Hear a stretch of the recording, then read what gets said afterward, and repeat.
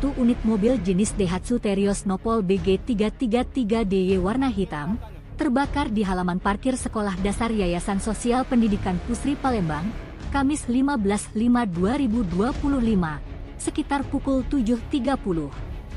Diketahui pemilik mobil bernama Dedi, warga Kecamatan Sematang Borang Palembang, yang merupakan salah satu wali murid SDY SPP Pusri Palembang.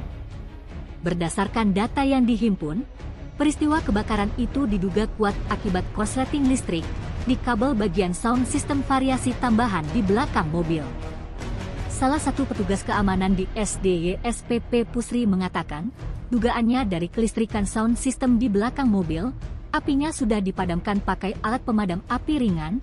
Tidak lama baru datang 2 mobil pemadam kebakaran melakukan pendinginan. Menurutnya, peristiwa itu bermula ketika pemilik mobil turun untuk mengantarkan anaknya masuk ke dalam kelas untuk belajar dan mematikan mesin mobil. Namun sesaat pemilik mobil mengantar anaknya, terlihat oleh salah satu petugas kebersihan, adanya asap yang mengepul keluar mobil.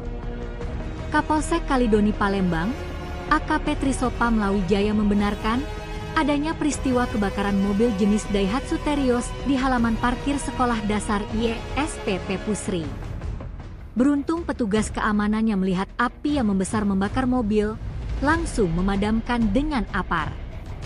Lalu tidak berselang lama, 2 unit mobil pemadam kebakaran datang untuk melakukan pendinginan. Tim Liputan Sumsel Update TV melaporkan.